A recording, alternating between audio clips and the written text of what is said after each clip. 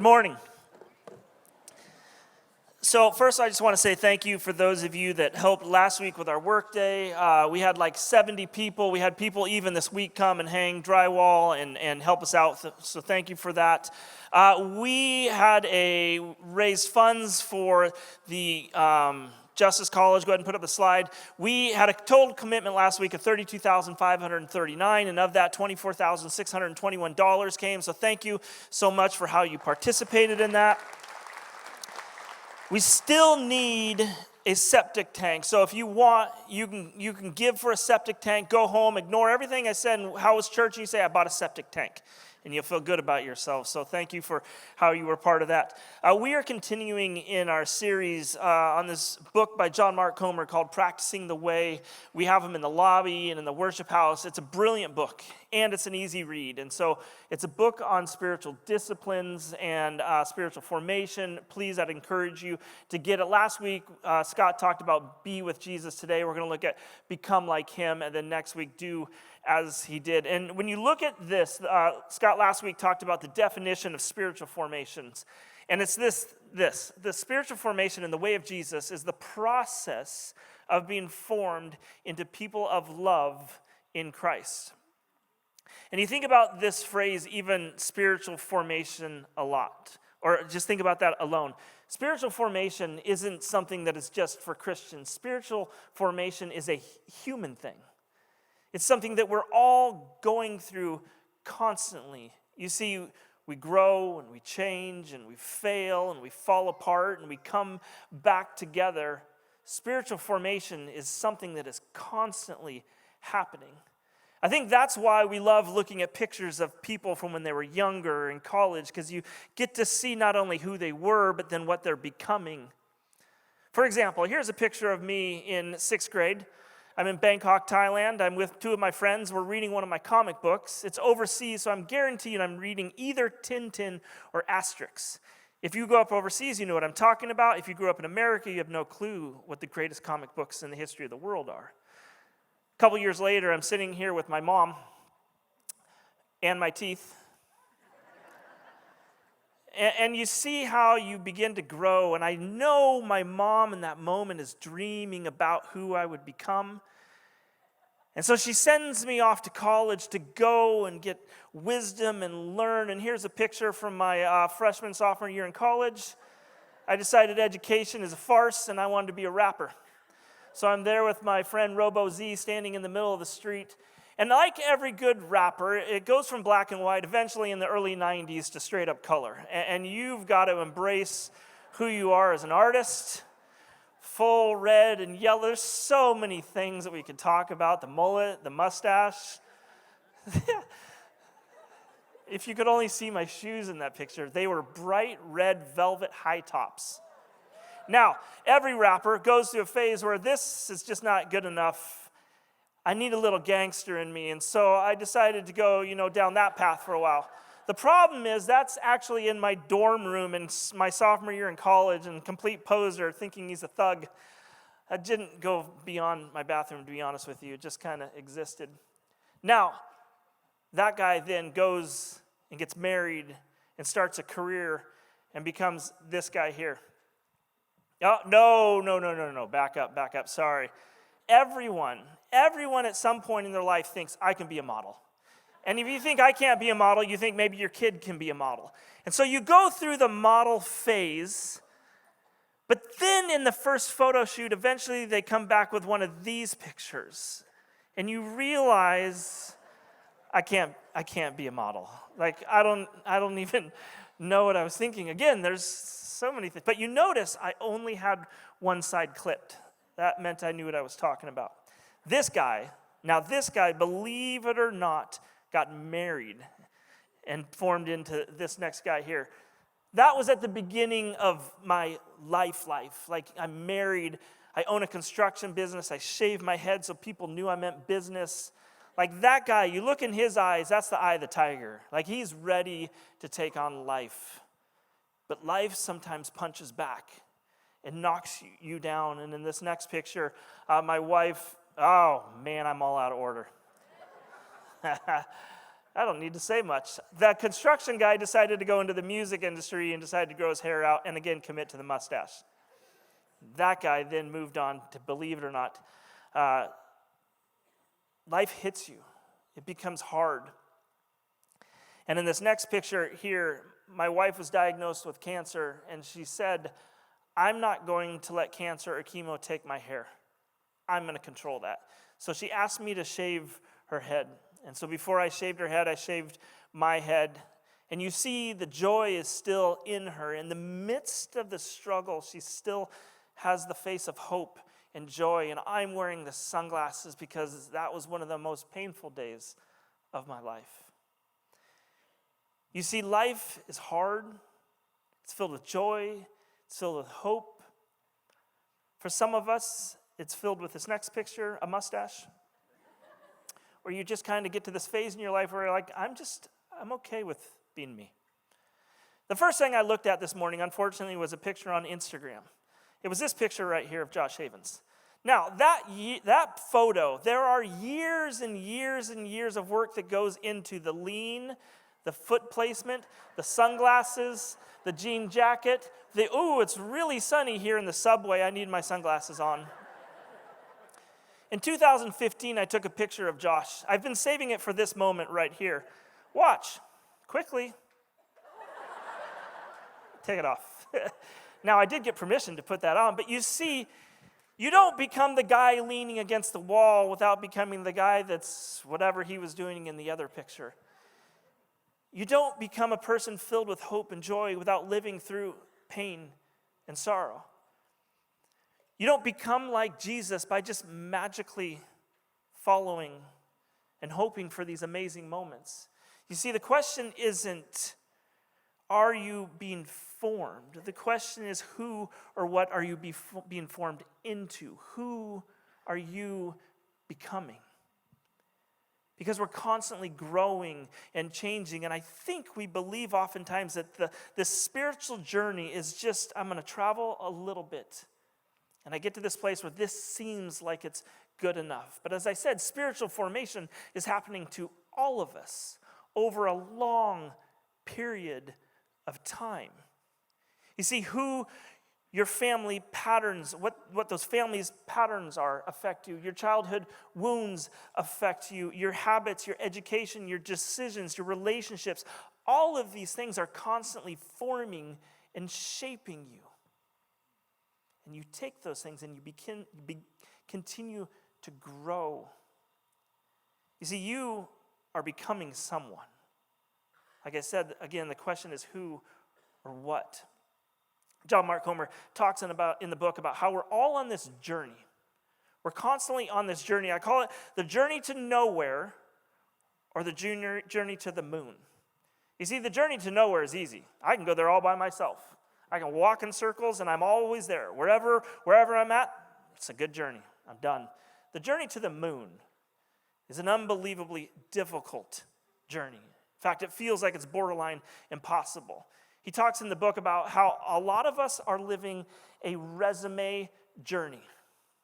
We go through life trying to put things on this piece of paper that tell others who we are, whether that's our jobs, our belongings, our possessions.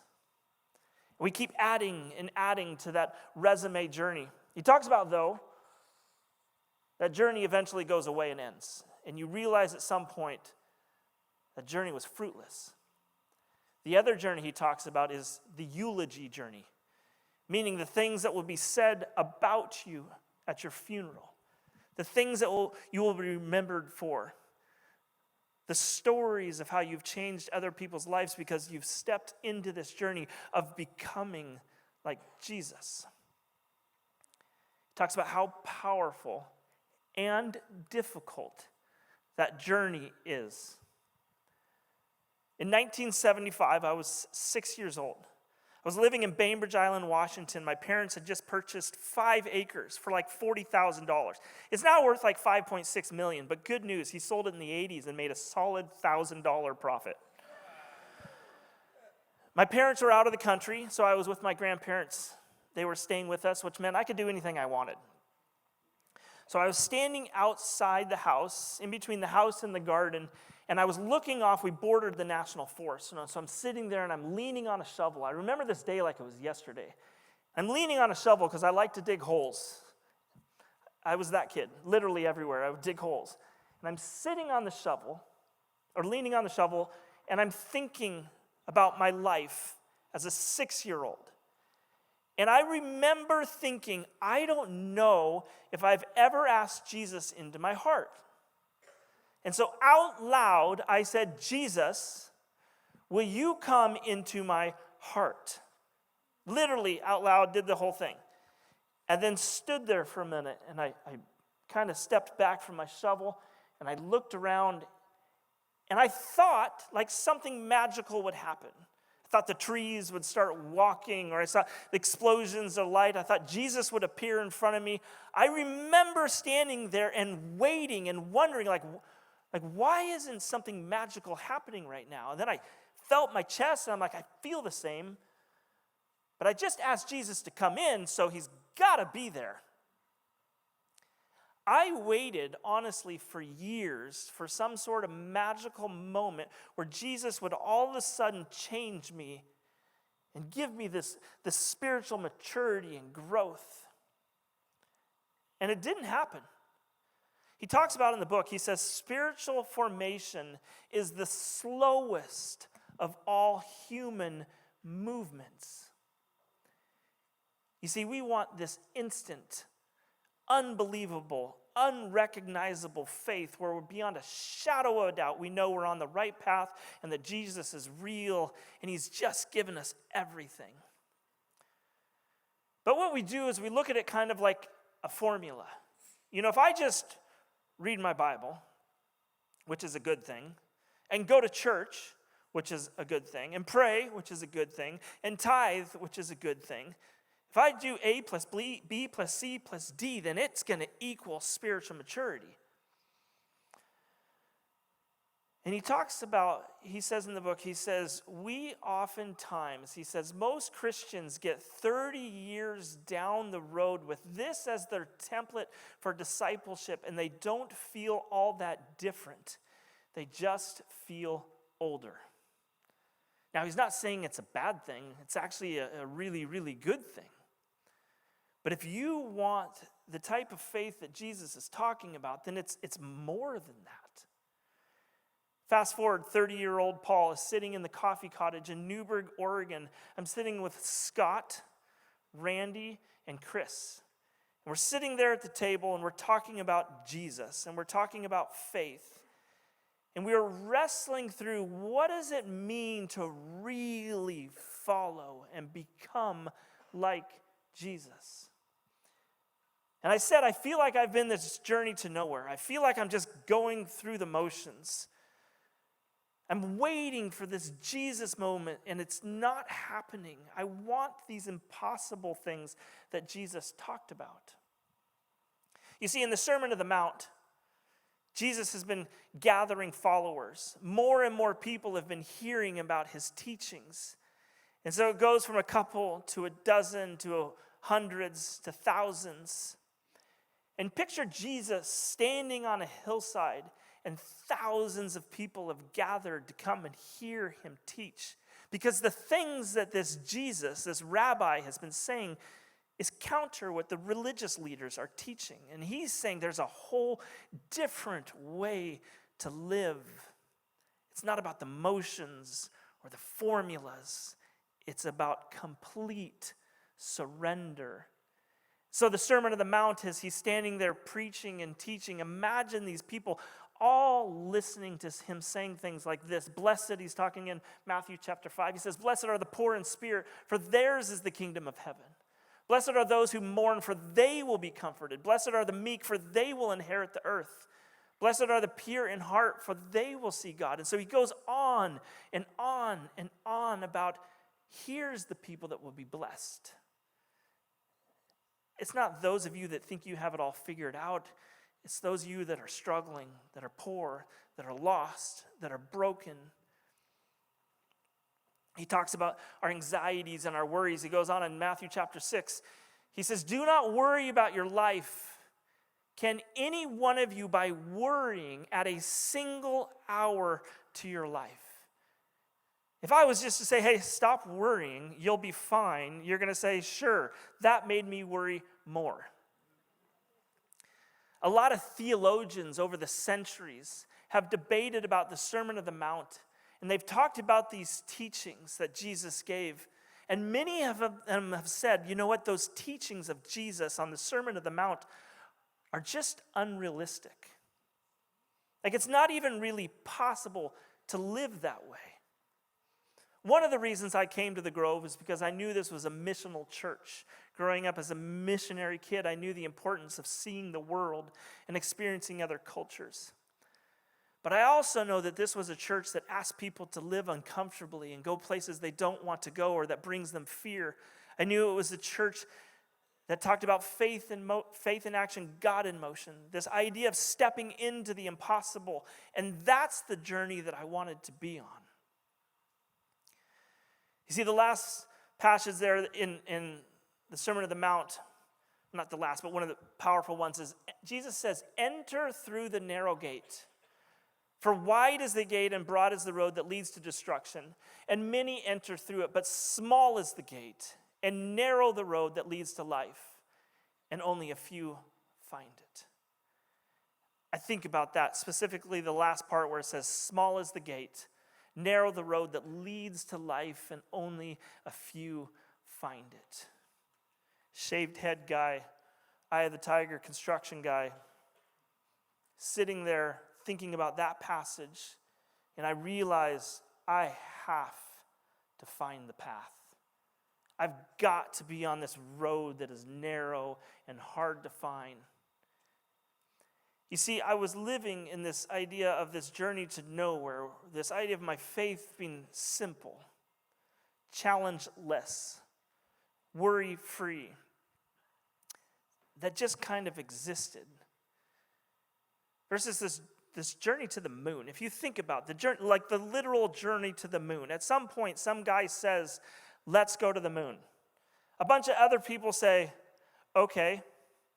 And then a bunch of other people say, let's figure it out. And so engineers and scientists and all these people come together and start figuring out how to send somebody up. And they fail, and they risk, and they fail, and they try again. And for years and years and years, they slowly keep moving closer to this trip to the moon. And then a failure happens, and they come back. And then they get to a point where a few people think it's brilliant enough to actually get into the spaceship that potentially could explode and say, I'll go. Now, there's a whole other group of people, a minority group of people, that say it's all fake and it didn't happen and they just created this movie and blah, blah, blah, blah, blah. My point to you, both sides, if we really did it, it took an insane amount of work and practice and teamwork. And if we faked it, it took an insane amount of work and practice. Either way, the journey was not impossible, but felt like it. You see, that's what it's like with our faith. Sometimes it feels like it's going nowhere. Back in the 50s and the 60s and the 70s and the 80s and the 90s, this was what we called a video game.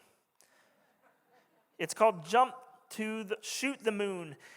And there's a little ball here, and you take these things, you widen it up. Oh, I made it to the second level. That's the farthest I've ever gone. And you keep trying. You widen it. First one. Take it again. Widen it. Oh, my word. I know it's possible because my wife last night went, roo, roo, roo, roo, and made it to the very end. So I said, do it again. Failed, failed, failed, failed, failed. That's what life feels like as a Christian sometimes.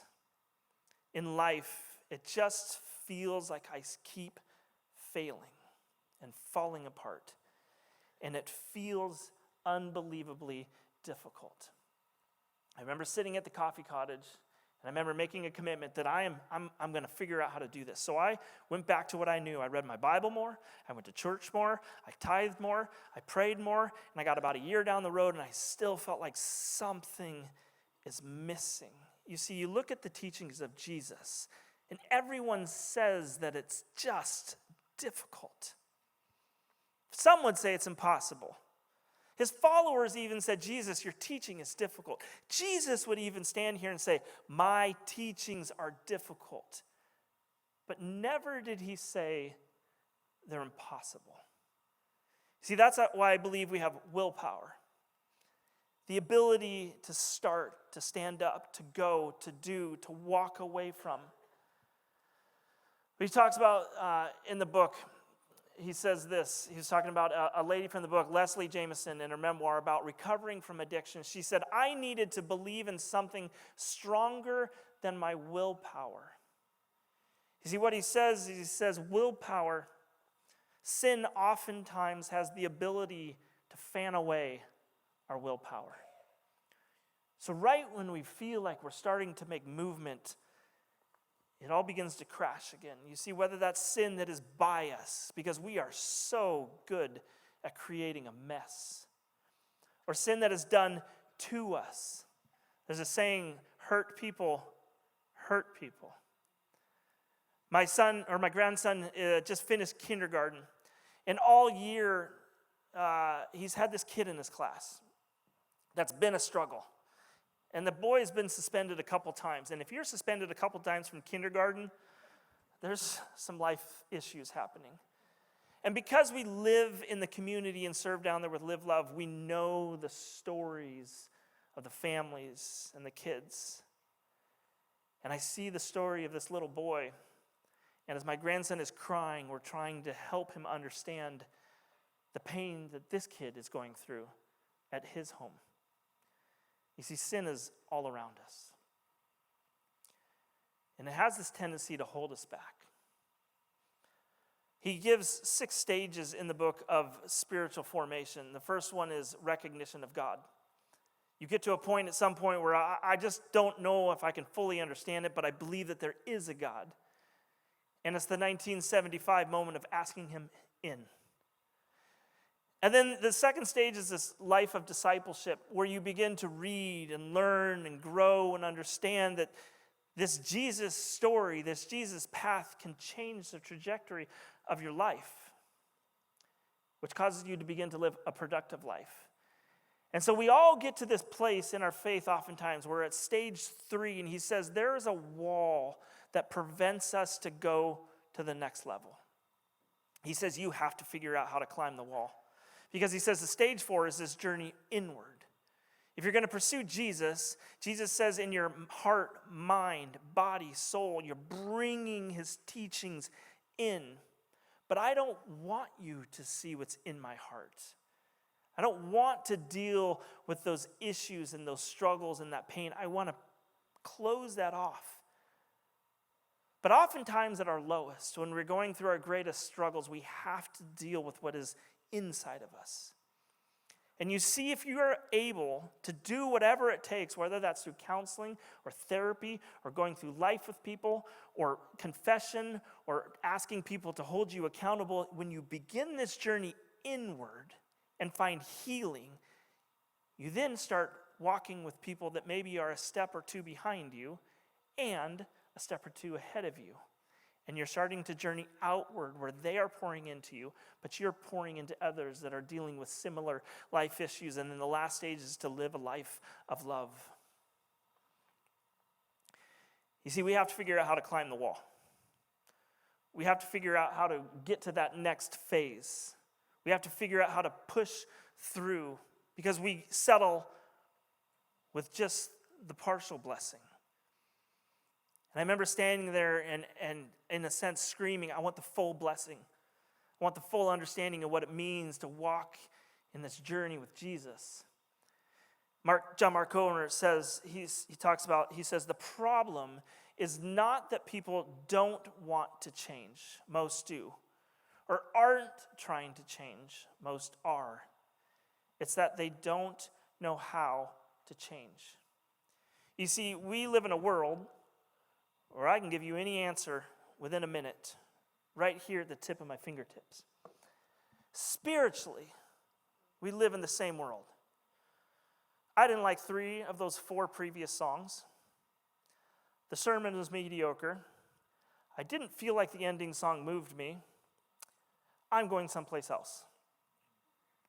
I'm struggling with this, and I've listened to 16 sermons in the last week online, and I'm still struggling with the same issue. I've been going online to the greatest, biggest, largest church in the world, and I feel disconnected for some reason. You see, the only way to get to that place where you're climbing the wall is to be in that place where you're willing to do these difficult journeys, these hard discussions, this honest looking inward, diving outward, walking through life with people. In 30 AD, as Jesus is standing here, and he's giving the Sermon on the Mount, and he's giving this unbelievable teachings, as they were listening, they understood that this was no simple fix. It was a simple first step when he said, "Follow me." But after that, it was a complete lifetime of following and pursuing and failing and struggling and learning. Just read about the disciples and you can see them struggling and failing over and over and over again. So then we ask the question, well, how? Like, how do I go to that next step? I think you just do what you do. You do what you're good at, what you're blessed at, what you're called to do, and you just keep stepping into it. In Romans chapter 12, it says this. It says, "So here's what I want you to do. God helping you. Take your everyday, ordinary life, your sleeping, eating, going to work, and walking around life, and place it before God as an offering. Embracing what God does for you is the best thing you can do for him. Don't become so well adjusted to your culture that you fit into it without even thinking. Instead, fix your attention on God. You'll be changed from the inside out. Readily recognize what he wants from you and quickly respond to it. Unlike the culture around you, always dragging you down to its level of immaturity, God, bringing the best out of you, develops well-formed maturity in you. What do? You just do your ordinary life. And you ask him to come into your ordinary life. And then you ask him again and again and again. And pretty soon your ordinary life becomes extraordinary. I don't know if this is his saying or not, but it's a phenomenal saying. He says, a black belt is just a white belt who never quit. And we think about people as like, oh, I would love to have a black belt. I had a white belt. A lot of us had white belts in here. But we quit because the journey was too hard and they kicked me in the face a little more than I wanted. Life is going to kick you in the face over and over and over again. Spiritually, following Jesus, in my opinion, is the same thing. Becoming like him, becoming a follower, becoming his apprentice. I don't know if you've ever apprenticed for anything in your life. I started in 8th grade as an apprentice to roof houses. For years, they had me cleaning up their garbage as they throw it off the roof. I remember the day when I first began to roof the houses by myself. And then I apprenticed to become a builder, and so I started building houses with them. And I would do things wrong, and they'd make me fix it, and I'd ask questions, and they'd tell me how to do it the right way. And an apprentice, when you're building, you're learning. It's this long process. I could take anyone in this room, in under 5 minutes, teach you how to build a wall. And I was going to do it, but I realized that would involve a nail gun, and that involves putting a nail gun in my hands, and that would involve one of you getting shot with a nail gun. To prevent that, imagine you have a 2x4, that's the bottom plate, and another 2x4, the exact same distance, that's the top plate. You put them together, and I'm going to pull and I'm going to make a mark every 16 inches. I'm going to take my bottom plate here, put my top plate here. Now I'm going to put a 2x4 every 16 inches where the marks are. I'm going to nail them together, top and bottom. I'm going to stand that wall up, and I'm going to put a brace down. I just built a wall. Well, you're saying, Paul, I need a door. Fine, we're going to do the same thing, top plate, bottom plate. How wide do you want your door? 2'6". Okay, I need to make my header 5 inches wider. I'm going to nail a king stud on each side of that and a trimmer underneath each side. That's going to leave 2-inch difference. You stick with me. That's going to leave enough room for me to put in my door frame and my shims. And when we stand up that wall, we attach it to this wall, we brace it, now we have a door. I want a window, fine. Put the header in, king studs in each side, figure out your size. This side we're not going 5 inches, we're just going to go 3 inches wider, and now we have our trim sides and our everything for our window. I have a window. It's going to put a wall right here. Sorry, but we're just going to close you guys off. I've now just built a house. Well, I've now just built 4 walls. There's no roof. There's no siding. The door wasn't in. The window's just a hole. There's no siding, insulation, drywall. There's no floor. I can see the sky, which is beautiful except for when it rains. And yet we go home and we tell people, what'd you do today? I built a house. You built 4 walls. You just barely framed 4 walls. You're only at the very beginning stages of construction. See, that's where it is with following Jesus. Jesus is standing up here and saying, here's this beautiful dream that I have for you. It's going to be the most difficult thing you've ever done in your life. But if you stick with it, if you push through the hard times, if you're willing to put in the work, if you're willing to walk through life with people, if you want to become like me, then don't go halfway. Finish the house. Learn how to build the roof. Figure out how to put on the siding. I remember when I built my first house, start to finish, the whole thing. Every single day I called at least 3 or 4 people and said, hey, I just did this. Did I do this right? I remember I built the roof, framed the whole thing, and then realized, yep, I did half of it wrong. Had to take it all apart and do it all over again. The idea of being an apprentice is learning to become a master carpenter. But a master carpenter knows they never stop asking questions. You see, you are formed. You're becoming someone. You're on this journey. And it's this difficult, unbelievable, feels like impossible journey. The job and the quest is to climb the wall over that place of impossibility and to begin to get breakthrough and to begin to get health and healing and to never quit. If I step back a little bit and I think about sitting at the coffee cottage with my friends, there was a moment several years before that changed my life forever. You see, my wife and I had been going to church at these other churches, and we realized that we just still weren't growing. We weren't feeling connected. So we went to this church in Newberg, Oregon, and we realized after the first week or 2, this is a place we wanted to call home. So we went up to the pastors, one of them, and we said, look, we've been coming here for a while, but we don't want to just attend. We want to serve. We want to become a part of this church. And he did what all good pastors did. He says, I have a place for you. And he walked us down into the children's ministry hallway. And he says, we always need people to help us in our children's ministry. I said, look at me. Shaved head, pierced eyebrow. I said, do I look the type of person that you want to put in with your children? I'll tell you right now, I'm not going to make good decisions. Things are going to get broken, and it's going to be a lot of these kids. Then they brought us to the junior high and the high school rooms. And I walked in, and my life just came alive. I don't know why that made me emotional. Because those kids changed my life. Janice, can you wave? Janice was one of my students like 30 years ago. She was in the room when I walked in. And there are still kids that they're like late 40s now. There are still middle-aged men that I'm in contact with because I helped form them. But in reality, they formed me. You see, I would challenge you, and shameless plug, and I apologize, but if you look on the back of your storyboard, we're needing people to help us in our children's ministries, for our summer vacations, for our young adults, all of these things. This is the reality of church, people. Some of you love kids. I'm raising my 5th. I love kids. But don't bring me down that hallway. But some of you have that gift.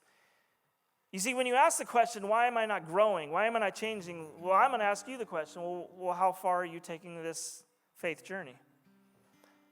Well, here's what I keep doing, Paul. I keep taking this little thing, and I'm putting it on there, and I keep trying.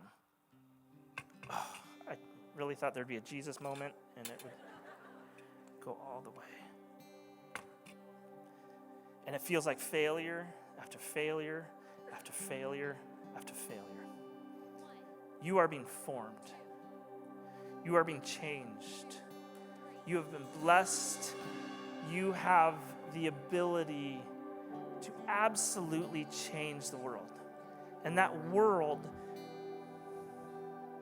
may be a teenage Janice, maybe a kid sitting in this room, but more importantly, it's you. And I really believe that God has called us to not settle for status quo. And if we're going to become like him, we've got to journey with him.